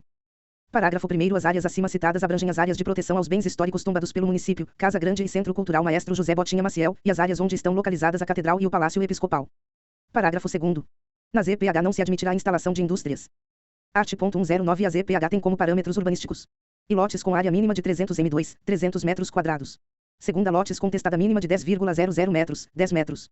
Terceira taxa de permeabilização mínima de 20%, 20%. Quarta coeficiente de aproveitamento máximo 1,8, 1 inteiro e 8 décimos. V coeficiente de aproveitamento mínimo de 0,1, 1 décimo. Sexta taxa de ocupação máxima de 60%, 60%. Sétima gabarito máximo de 3 pavimentos. Parágrafo único. Não será exigido afastamento em uma das laterais do lote, quando o primeiro pavimento destinar-se para uso comercial e ou estacionamento de veículos. Seção 4ª Corredor de Comércio e Serviços, CCS. Artigo 110 O corredor de comércio e serviços, CCS, caracteriza-se pela predominância de usos mistos. Parágrafo único. Admitir-se-á no CCS a instalação de indústrias não incômodas com área construída máxima de 300 metros quadrados. Artigo 111 O CCS tem como parâmetros urbanísticos: I lotes com área mínima de 300 m2, 300 metros quadrados. Segunda lotes com testada mínima de 10,00 metros, 10 metros. Terceira taxa de permeabilização mínima de 20%, 20%. Quarta coeficiente de aproveitamento máximo 2,4, 2 inteiros e 4 décimos. V coeficiente de aproveitamento mínimo de 0,1, 1 décimo, da área do lote. Sexta taxa de ocupação máxima de 80%, 60%, para o primeiro pavimento. Sétima taxa de ocupação máxima de 60%, 60%, para os demais pavimentos. Oitava gabarito máximo de 4 pavimentos, podendo ser alterado na forma do parágrafo 1º do artigo 76 desta lei. Parágrafo único. Não será exigido afastamento nas laterais do lote, quando o primeiro pavimento destinar-se para uso comercial e ou estacionamento de veículos. Seção V Zona de Especial Interesse Social 1, ZES1. Art.112 A Zona de Especial Interesse Social 1 ZES1 caracteriza-se como uma porção do território destinada, prioritariamente, à produção de habitação de lotes urbanizados de interesse social. Artigo 113 A ZES1 tem como parâmetros urbanísticos: I lotes com área mínima de 200 m2, 200 metros quadrados. Segunda lotes com testada mínima de 10,00 metros, 10 metros. Terceira taxa de permeabilização mínima de 15%, 15%. Quarta coeficiente de aproveitamento máximo 1,5, 1 inteiro e 5 décimos. V coeficiente de aproveitamento mínimo de 0,2, 2 décimos. Sexta taxa de ocupação máxima de 60%, 60%. Sétima gabarito máximo de 3 pavimentos. Parágrafo único. Não será exigido afastamento em uma das laterais do lote, quando o primeiro pavimento destinar-se para uso comercial e ou estacionamento de veículos. Seção 6ª Zonas de Especial Interesse Social 2 ZES2. Artigo 114 As zonas de especial interesse social 2 ZES2 caracterizam-se por ser uma porção do território a ser destinada, prioritariamente, à regularização fundiária, à urbanização e à produção de habitação de interesse social. Parágrafo 1º. Cada zona de especial interesse social 2 terá um plano específico de urbanização proposto pela Secretaria Municipal de Planejamento Urbano e Fiscalização e aprovado pelo CMGP, ouvidos os conselhos pertinentes. Parágrafo 2º. O plano específico de urbanização de que trata o parágrafo anterior preverá, no mínimo, e diagnóstico da área que contenha, no mínimo, a. Análise físico-ambiental. B. Análise urbanística e fundiária. C. Caracterização socioeconômica da população residente. Segunda, diretrizes, índices e parâmetros urbanísticos para o parcelamento, uso e ocupação do solo e instalação de infraestrutura urbana adequada à realidade da localidade. Terceira, projetos das intervenções urbanísticas necessárias à recuperação física da área, adequação dos sistemas de circulação de veículos e pedestres, eliminação de situações de risco, estabilização de taludes e de margens de córregos, tratamento adequado das áreas verdes públicas, instalação de equipamentos sociais e os usos complementares ao habitacional. Quarta, forma de participação da população na implementação e gestão das intervenções previstas. Seção 7ª. Áreas de proteção ambiental. Art. 1.15. As áreas de proteção ambiental APA caracterizam-se pela restrição ao uso e à ocupação, como forma de proteção, de manutenção e de recuperação dos aspectos ambientais, paisagísticos, históricos, arqueológicos e científicos. Parágrafo único. São áreas de proteção ambiental e as nascentes e as faixas marginais de proteção das águas superficiais, entendidas como áreas de proteção permanente, definidas pelo Código Florestal Brasileiro. Segunda, as florestas e demais formas de vegetação que contribuem para a estabilidade das encostas sujeitas à erosão e deslizamentos. Terceira, as áreas verdes públicas. Artigo 116. As áreas de proteção ambiental têm como parâmetros urbanísticos e taxa de permeabilização mínima de 95%. Segunda, coeficiente de aproveitamento máximo de 0,055 centésimos, inexistindo coeficiente de aproveitamento mínimo. Terceira, taxa de ocupação máxima de 2%. Quarta, gabarito máximo de 2 pavimentos. Seção 8ª. Zona Industrial 1 ZN1. Art. 1.17. A Zona Industrial ZN1, localizada à margem direita da BR-262, sentido Luz Belo Horizonte, entre os trevos de acesso à cidade, caracteriza-se pela exclusividade do uso industrial. Parágrafo 1º. Será permitida a instalação de indústrias incômodas. Parágrafo 2º. Não será permitida a instalação de indústrias perigosas. Artigo 118. Para efeito de parcelamento exigem-se, na ZN1, lotes com área mínima de 5.000 metros quadrados e testada mínima de 40 metros, revogado. Artigo 118. Para efeito de parcelamento exigem-se, na ZN1, lotes com área mínima de 1.000 metros quadrados e testada mínima de 40 metros, redação dada pela Lei Complementar número 04622014 de 22 de outubro de 2014. Art. 1.19. A zona industrial tem como parâmetros urbanísticos e lotes com área mínima de 1.000 m2, 1.000 metros quadrados. Segunda, lotes com testada mínima de 50,00 metros, 50 metros, revogado. Segunda, lotes com testada mínima de 20,00 metros, 20 metros, redação dada pela Lei Complementar número 047/14 de 3 de novembro de 2014. Terceira, taxa de permeabilização mínima de 30%, 30%. Quarta, coeficiente de aproveitamento máximo de 0,4 décimos, revogado. Quarta, coeficiente de aproveitamento máximo de 1,4, 1 inteiro e 4 décimos, redação dada pela Lei Complementar número 047/14 de 3 de novembro de 2014. V. Taxa de ocupação máxima de 30%, 30%, revogado. V. Taxa de ocupação máxima de 70%, 70%, redação dada pela Lei Complementar número 047/14 de 3 de novembro de 2014. Sexta, gabarito máximo de 2 pavimentos, podendo ser alterado na forma do parágrafo 1º, do artigo 76 desta lei. Seção 9ª. Zona Industrial 2 ZN2. Art. 120. A Zona Industrial 2 ZN2, localiza-se às margens da MG 176, entre o trevo principal de Luz e caracteriza-se pela exclusividade do uso industrial. Parágrafo único. Serão permitidas as instalações de indústrias incômodas e perigosas. Artigo 121. A ZN2 tem como parâmetros urbanísticos e lotes com área mínima de 2.000 m2, 2.000 metros quadrados. Segunda, lotes com testada mínima de 50,00 metros, 50 metros. Terceira, taxa de permeabilização mínima de 40%, 40%. Quarta, coeficiente de aproveitamento máximo 0,4 décimos. V. Taxa de ocupação máxima de 30%, 30%, revogados. E lotes com área mínima de 1.000 m2, 1.000 metros quadrados. Segunda, lotes com testada mínima de 20,00 metros, 20 metros. Terceira, taxa de permeabilização mínima de 30%, 30%. Quarta, coeficiente de aproveitamento máximo de 1,4, 1 inteiro e 4 décimos. V. Taxa de ocupação máxima de 70%, 70%, redação dada pela Lei Complementar número 047/14 de 3 de novembro de 2014. Sexta, gabarito máximo de 2 pavimentos, podendo ser alterado na forma do parágrafo 1º, do artigo 76 desta lei. Seção X. Zona Rural, ZRU. Art. 122. A Zona Rural ZRU caracteriza-se por sua destinação prioritária às atividades agropecuárias. Parágrafo único. Na Zona Rural ZRU. E serão permitidas outras atividades, desde que compatíveis com a preservação ambiental. Segunda, será permitido o parcelamento para fins de recreação, lazer e hospedagem. Terceira, fica proibido o parcelamento para fins urbanos. Quarta, em casos de parcelamento, a área da gleba resultante será, no mínimo, equivalente à fração mínima de parcelamento estabelecida para a região, pelo órgão federal competente. Seção 11. Áreas de uso especial AUE. Artigo 123. As áreas de uso especial são aquelas destinadas a e áreas de segurança civil e militar. Segunda, estação de tratamento de água ETA. Terceira, estação de tratamento de esgoto ETA. Quarta, estações e subestações de energia elétrica. V. Faixas de linha de transmissão de alta tensão. Sexta, torres de comunicações. Sétima, cemitérios. Oitava, áreas destinadas à destinação final de resíduos sólidos. Nona, parques de exposição. X. Parques públicos. 11, estádios esportivos. 12, postos de serviços para veículos autoamateurs. Art. 124. Os terrenos para instalação de postos de serviços para veículos autoamateurs não poderão ter área inferior a 600 m2, 600 metros quadrados, nem testada inferior a 20 metros, 20 metros.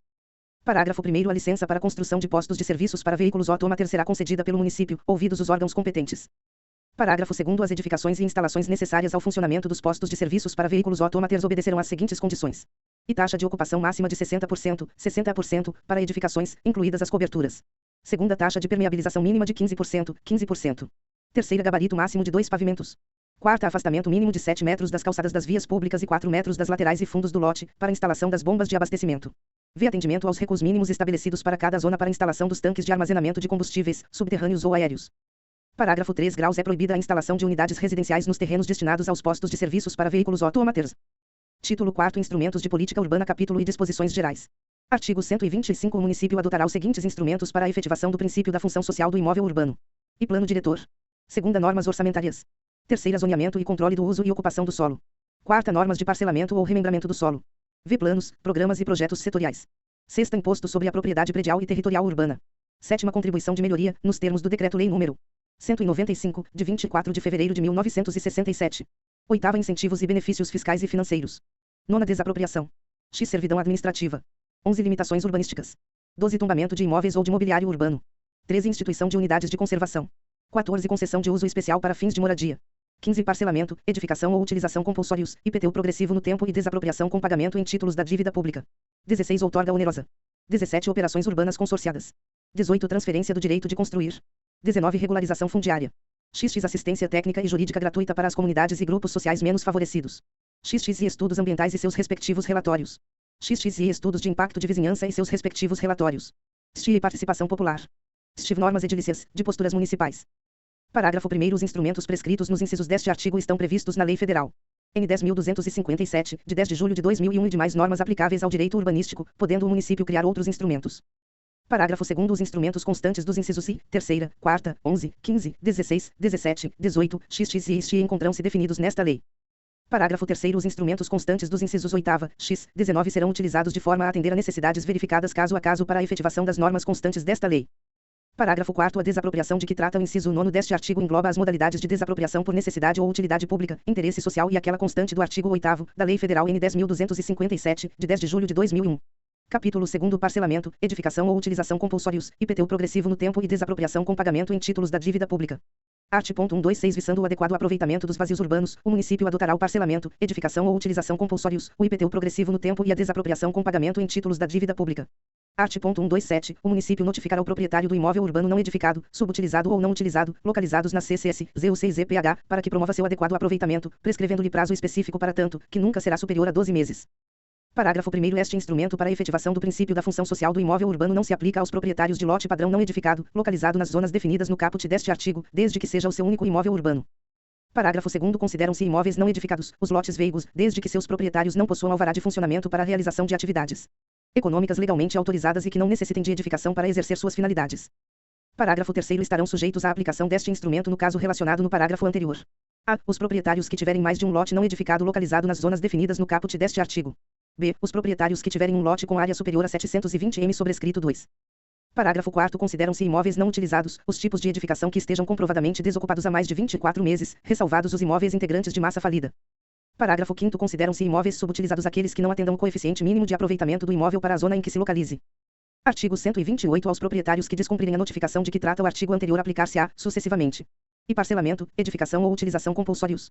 Segunda, imposto sobre a propriedade predial e territorial urbana progressivo no tempo. Terceira, desapropriação com pagamento mediante títulos da dívida pública de emissão previamente aprovada pelo Senado Federal, com prazo de resgate de até 120 meses, em parcelas anuais, iguais e sucessivas, assegurados o valor real da indenização e os juros legais. Parágrafo 1º. O município poderá facultar ao proprietário de área atingida pelo parcelamento, edificação ou utilização compulsórios, de que trata o inciso I deste artigo, a requerimento deste, o estabelecimento de consórcio imobiliário como forma de viabilização financeira do aproveitamento do imóvel.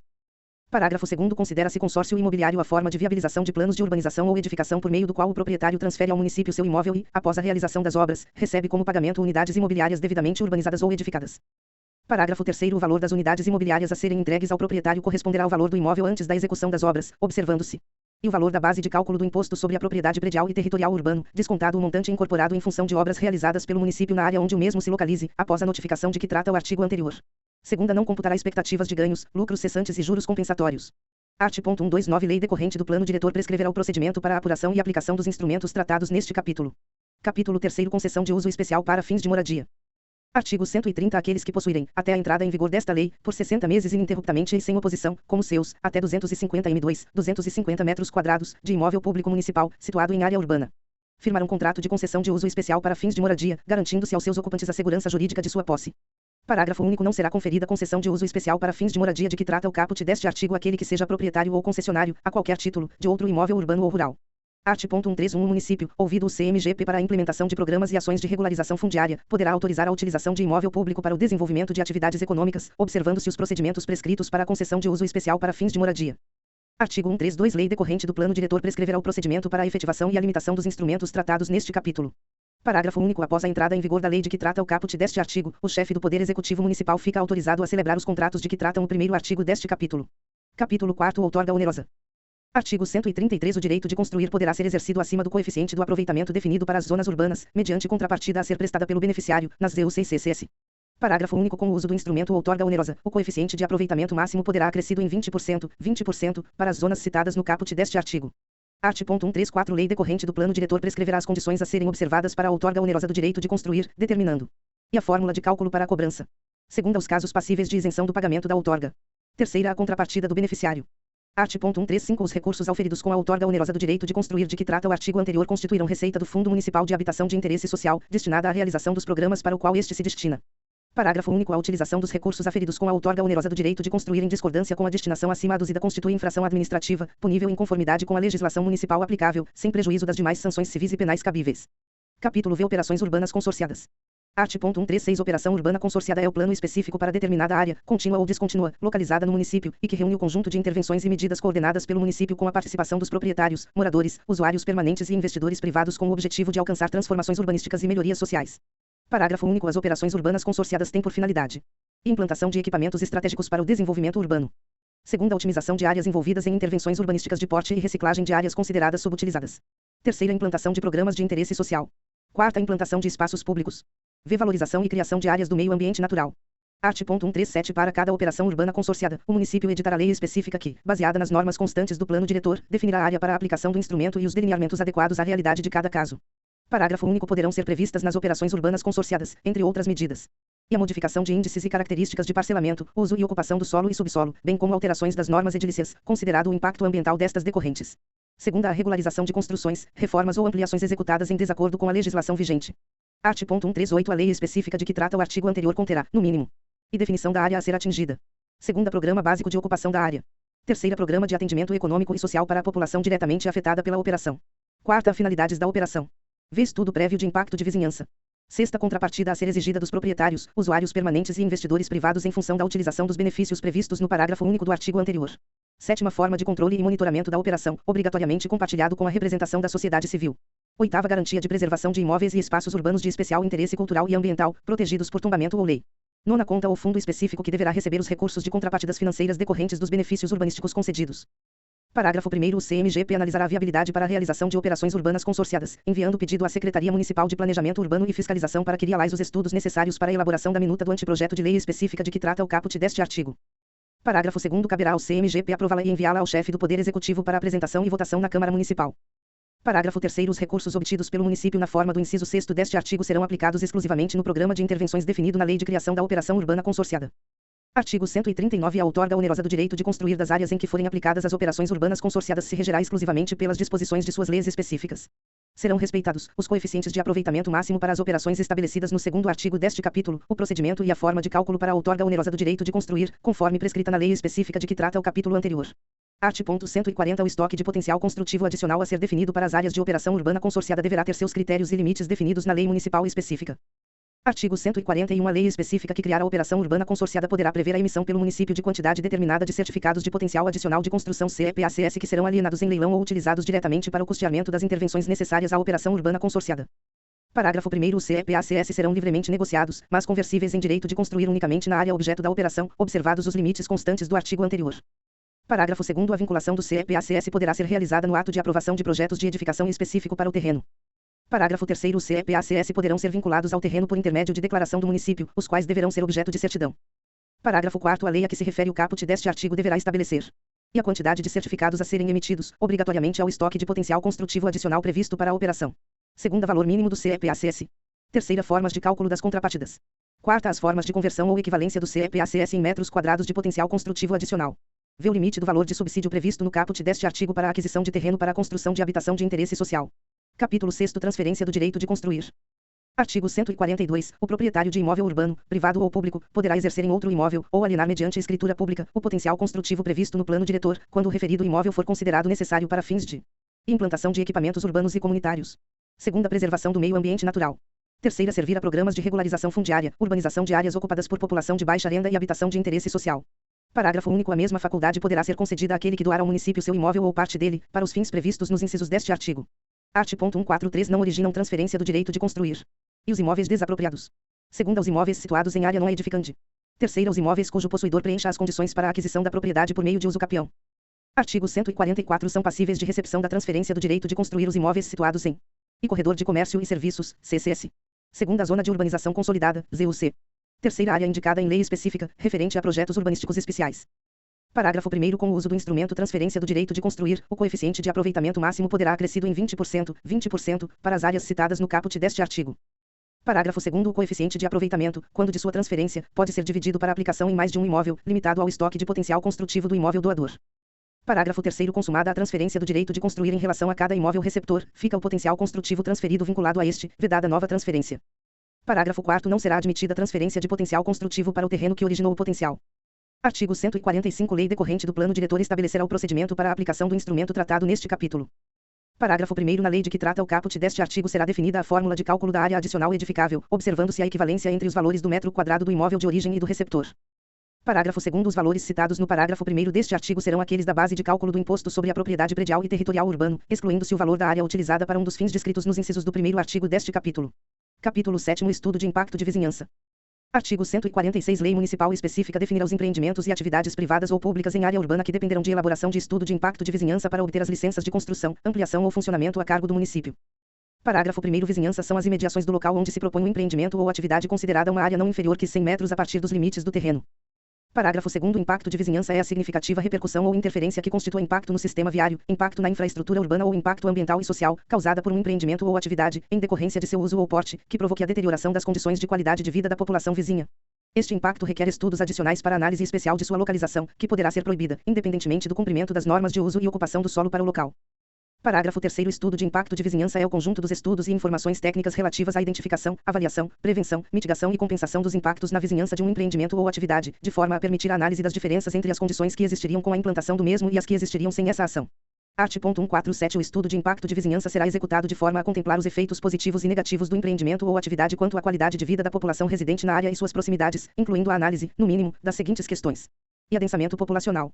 Segunda, equipamentos urbanos e comunitários. Terceira, uso e ocupação do solo. Quarta, valorização imobiliária. V, geração de tráfego e demanda por transporte público. Sexta, ventilação e iluminação. Sétima, paisagem urbana, ambiente natural e patrimônio edificado. Oitava, nível de ruído. Nona, qualidade do ar. X, vegetação e arborização urbana. 11, capacidade da infraestrutura de saneamento. Parágrafo único. Dar-se-á publicidade aos documentos integrantes do estudo de impacto de vizinhança, que ficarão disponíveis para consulta na Assessoria Especial de Planejamento Urbano, por qualquer interessado. Artigo 148. Em 90 dias, a contar da entrada em vigor da lei específica de que trata o primeiro artigo deste capítulo, a Secretaria Municipal de Planejamento Urbano e Fiscalização definirá, mediante ato normativo, os critérios de avaliação e a metodologia para análise do estudo de impacto de vizinhança, respeitadas as legislações estadual e federal. Artigo 149. O estudo de impacto de vizinhança será realizado às expensas do empreendedor, por profissional ou equipe, legalmente habilitados, cadastrados na Secretaria Municipal de Planejamento Urbano e Fiscalização. Art. 150. Cabe à Secretaria Municipal de Planejamento Urbano e Fiscalização definir as medidas compatibilizadoras, compensatórias e mitigadoras dos potenciais efeitos danosos e dos danos efetivamente causados por empreendimentos no município. Parágrafo único. Havendo descumprimento dos termos de que trata o caput deste artigo, aplicar-se-ão as sanções nele inscritas, bem como a cassação de autorizações e licenças municipais, conforme seja o caso. Art. 151. A elaboração de estudos de impacto de vizinhança não substitui a elaboração e a aprovação de estudos ambientais, requeridos nos termos da legislação específica. Título V. Das ações e obras prioritárias, seção e saúde. Art. 152. É ação prioritária a ser realizada no prazo de 36 meses após a entrada em vigor desta lei. E estabelecimento de parceria com a sociedade civil organizada, para a instalação de um centro de recuperação de dependentes químicos. Artigo 153. São obras prioritárias a serem realizadas no prazo de 24 meses após a entrada em vigor desta lei. E construção da sede do PSF no bairro Monsenhor Parreiras, São José. Segunda, construção de canil municipal em parceria com a APASFAL. Seção segunda, bem-estar social. Artigo 154. É ação prioritária e promoção, de forma contínua, de programas que incluam oficinas de trabalhos manuais, horticultura, fruticultura e jardinagem, entre outras. Artigo 155 é obra prioritária a ser realizada no prazo 48 meses após a entrada em vigor desta lei. E construção de sede própria para o Centro de Referência Especializado em Assistência Social CREAS. Seção 3ª Educação, Esportes e Lazer. Artigo 156 é ação prioritária a ser realizada no prazo de 12 meses após a entrada em vigor desta lei. E elaboração de plano de universalização da educação infantil. Artigo 157 é ação prioritária a ser realizada no prazo de 24 meses após a entrada em vigor desta lei. E elaboração de um plano de construção de pistas de caminhada e de ciclovias na área urbana. Artigo 158 são obras prioritárias a serem realizadas no prazo de 24 meses após a entrada em vigor desta lei. E construção de uma quadra esportiva no distrito de Esteios. Segunda, construção de uma quadra esportiva no distrito de Campinho. Terceira, construção de cobertura na quadra do bairro Morro do Jorge. Artigo 159 é obra prioritária a ser realizada no prazo de 36 meses após a entrada em vigor desta lei. E construção de creche e escola para atender prioritariamente ao bairro Caixa d'Água e imediações. Artigo 160 é obra prioritária a ser realizada no prazo de 48 meses após a entrada em vigor desta lei. E construção de um estádio municipal. Seção 4ª, Cultura e Proteção da Memória e do Patrimônio Cultural. Art. 161, são obras prioritárias a serem realizadas no prazo de 24 meses a partir da entrada em vigor desta lei. E construção de uma praça de eventos, no espaço da Praça Congadeiro Antônio Eugênio. Artigo 162, são obras prioritárias a serem realizadas no prazo de 48 meses a partir da entrada em vigor desta lei. E restauração da Casa Grande para abrigar a sede da Biblioteca Pública Municipal e o Museu Municipal. Seção V. Infraestrutura. Artigo 163, são ações prioritárias a serem realizadas no prazo de 6 meses a partir da entrada em vigor desta lei. E implantação de estacionamento rotativo no centro comercial. Segunda, ampliação do sistema de rede de internet nas praças públicas. Terceira, elaboração de estudos para a arborização da área no entorno da estação de tratamento de esgotos ET. Artigo 164, são ações prioritárias a serem realizadas no prazo de 12 meses após a entrada em vigor desta lei. E estudo da viabilidade de se proceder à transferência do recolhimento do entulho do município para a iniciativa privada. Segunda, implantação de transporte coletivo na área urbana. Artigo 165, são ações prioritárias a serem realizadas no prazo de 24 meses a partir da entrada em vigor desta lei. E organização da ocupação do cemitério e aquisição de terrenos para sua ampliação. Artigo 166 é obra prioritária a ser realizada no prazo de 24 meses a partir da entrada em vigor desta lei. E construção do portal na entrada principal de luz e urbanização das imediações. Artigo 167, são ações a serem realizadas no prazo de 48 meses a partir da entrada em vigor do plano diretor. E consorciamento intermunicipal para a construção de aterro sanitário. Segunda, estudo de viabilidade para a implantação de um novo terminal rodoviário às margens da BR-262. Artigo 168 é obra a ser realizada no prazo de 48 meses a partir da entrada em vigor do plano diretor. E pavimentação da saída para a região do Limoeiro. Artigo 169 é ação prioritária a ser realizada no prazo de 60 meses após a entrada em vigor desta lei. E empenho junto ao Estado para a instalação de unidade do Corpo de Bombeiros no município. Artigo 170 é obra prioritária a ser realizada no prazo de 60 meses após a entrada em vigor desta lei. E estudo da viabilidade de construção do Centro Administrativo Municipal. Art. 171, verificada a viabilidade da implantação dos equipamentos previstos nos artigos anteriores, o município envidará esforços para a elaboração dos projetos necessários e obtenção de recursos para sua construção e instalação. Parágrafo 1º. Na hipótese da viabilidade confirmada, as obras serão edificadas em imóveis públicos municipais devidamente individualizados. Parágrafo 2º. A Secretaria Municipal de Planejamento Urbano e Fiscalização irá definir, em conjunto com o CMGP, os prazos para a elaboração dos projetos e execução de obras. Seção 6ª. Meio Ambiente. Art. 172, são ações prioritárias a serem realizadas no prazo de 12 meses a partir da entrada em vigor desta lei. E elaboração e aprovação do Plano Municipal de Gerenciamento de Resíduos Sólidos. Segunda, elaboração de estudo de viabilidade do projeto produtor de água. Art. 173 é ação prioritária a ser realizada no prazo de 24 meses a partir da entrada em vigor desta lei. E elaboração do zoneamento ambiental do município. Art. 174 é obra prioritária a ser realizada no prazo de 48 meses a partir da entrada em vigor desta lei. E construção de um parque linear no prolongamento da Avenida N. S. da Luz. Art. 175, são ações prioritárias a serem realizadas no prazo de 60 meses a partir da entrada em vigor desta lei. E estudo da viabilidade de elaboração e implantação do plano de manejo da APA do Córrego da Velha. Segunda, implantação de barraginhas e terraceamentos nas vertentes do Córrego da Velha e Ribeirão Jorge Pequeno, nas áreas por onde passa o emissário da ET. Art. 176, são ações continuadas a serem realizadas a partir da entrada em vigor desta lei. E manutenção das ações de conservação de água e solo no município. Parágrafo único. O zoneamento ambiental do município de que trata o inciso I deste artigo deverá conter os seguintes elementos. E as áreas passíveis de proteção na zona rural. Segunda, os bens ambientais a serem protegidos em cada zona. Terceira, os usos e a ocupação permitidos em cada zona. Quarta, a titularidade dos imóveis compreendidos em cada zona. V, a categoria de proteção de cada zona. Seção 7ª, habitação de interesse social / regularização fundiária. Artigo 177, são ações contínuas e prioritárias a serem realizadas a partir da entrada em vigor desta lei. E revisão do plano local de habitação de interesse social. Segunda, produção de lotes populares urbanizados. Terceira, produção de habitações de interesse social. Quarta, a destinação de recursos do orçamento municipal para financiamento de ampliação e reforma de habitação para famílias de baixa renda. Seção 8ª, desenvolvimento econômico. Art. 178 são ações prioritárias a serem realizadas no prazo de 12 meses a partir da entrada em vigor desta lei. E consolidação da Lei Geral da Micro e Pequena Empresa no município. Segunda, elaboração de Plano Municipal de Desenvolvimento Econômico. Seção 9ª, Política de Administração e Gestão Municipal e Segurança Pública. Art. 179, são ações prioritárias a serem realizadas no prazo de 12 meses a partir da entrada em vigor desta lei. E criação da Secretaria Municipal de Planejamento Urbano e Fiscalização. Segunda, criação do cargo de arquiteto urbanista. Terceira, provimento dos cargos da Secretaria Municipal de Planejamento Urbano e Fiscalização. Quarta, ampliação do quadro de fiscais municipais para atendimento da demanda. V, criação da Ouvidoria Municipal. Sexta, instalação e manutenção de uma sede única para abrigar todos os conselhos municipais. Sétima, elaboração de estudos para a implantação de vídeo monitoramento nas áreas urbanas. Oitava, elaboração, em parceria com os órgãos estaduais de segurança pública, de estudos para determinação dos locais de implantação de bases ou postos policiais. Nona, elaboração de estudos para a criação e implantação da Guarda Municipal. X, coibir a permanência de lotes veigos sem cercamentos e calçadas e sem adequada limpeza e capina. Seção X, ordenamento do território municipal. Artigo 180, são ações prioritárias a serem realizadas no prazo de 6 meses a partir da entrada em vigor desta lei. E delimitação da ampliação do perímetro urbano para incorporar a Zona Industrial 2. Segunda, delimitação dos perímetros urbanos dos distritos de Esteios e Campinho. Art. 181, são ações prioritárias a serem realizadas no prazo de 12 meses a partir da entrada em vigor desta lei. E revisão do Código Municipal de Posturas. Segunda, revisão do Código Municipal de Obras. Terceira, revisão do Código Tributário do Município. Capítulo 2º, disposições transitórias e finais. Artigo 182, as normas urbanísticas de Luz serão alteradas decenalmente, época em que será elaborado a revisão do plano diretor e das normas dele decorrentes. Artigo 183, enquanto não forem criados os órgãos referidos nesta lei, as atribuições que lhes competiria serão exercidas por aqueles órgãos que atualmente desempenham as atividades relacionadas à política urbana. Artigo 184, será mantido o uso das edificações já licenciadas pelo município até a entrada em vigor desta lei, vedando-se as ampliações e alterações que contrariem as disposições nela estabelecidas, o imóvel em que, e se observar o uso não permitido. Segunda, a atividade instalada em conformidade com a legislação municipal e a sua permanência não prejudique os usos permitidos para a zona. Terceira, no imóvel citado no inciso anterior somente será permitida a realização de obras de manutenção, conservação, melhoria da segurança, salubridade e higiene, redução de impactos aos demais imóveis e usos existentes na área, de acordo com as normas estabelecidas em legislação municipal, estadual ou federal. Artigo 185, fica estabelecido o prazo de 6 meses a contar da data de aprovação desta lei para a aprovação de lei que amplia o perímetro urbano da sede do município e delimita os perímetros urbanos de Esteios e Campinho. Parágrafo 1º, a área de expansão urbana da sede do município será dividida nas seguintes zonas, ZN2 e ZUN. Parágrafo 2º, para áreas urbanas de Esteios e Campinho ficam definidos os parâmetros urbanísticos da zona de urbanização não adensada, ZUN. Artigo 186, fazem parte desta lei os seguintes anexos.